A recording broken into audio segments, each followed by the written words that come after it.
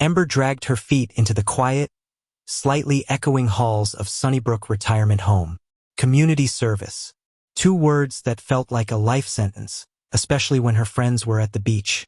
She clutched her phone, wishing she was anywhere but here. A kind-faced nurse, Mrs. Gable, greeted her with a warm smile. "Ember, so glad you're here. We have a special assignment for you today. Room 312. Mr. Alastair Finch." Ember nodded, trying to look enthusiastic, but inside, her heart sank a little further. Room 312 was at the end of a long corridor. The door was ajar, revealing a dim room.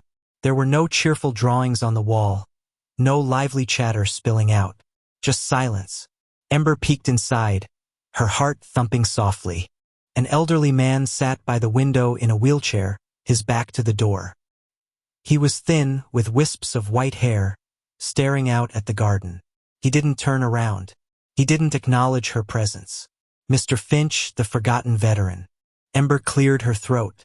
Hi, Mr. Finch? I'm Ember. I'm here to help out." She waited.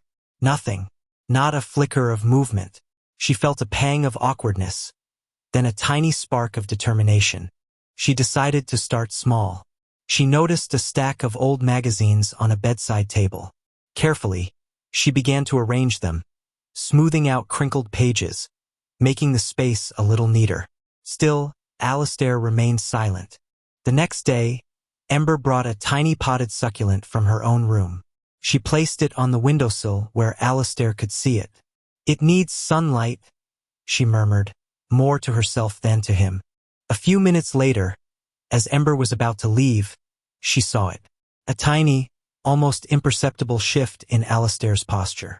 His head tilted ever so slightly towards the plant. A flicker of something in his eyes. Hope, maybe? The following visit, Ember brought a book about famous gardens. She sat in a chair a little further away and began to read aloud, her voice soft and steady. She didn't expect him to listen, but she read anyway, about roses and ancient trees. Suddenly, a raspy voice broke the silence. Are there any oak trees in that garden?" Ember looked up, startled. Alastair had turned his head fully towards her, a faint question in his eyes. "Yes," Ember replied, her voice a little shaky with surprise and excitement. "Many. Big, old ones." That was the beginning. Slow, hesitant conversations about trees, then birds, then the weather, small cracks in the wall.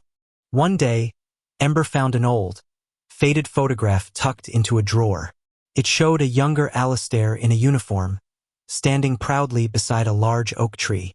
"That was my favorite tree," he whispered, his eyes distant. "Before." And then the stories began to flow. Stories of courage, of friendship, of loss. Of the war he had fought, the places he had seen, the young man he once was. Ember listened, truly listened, and a deep, unspoken understanding grew between them.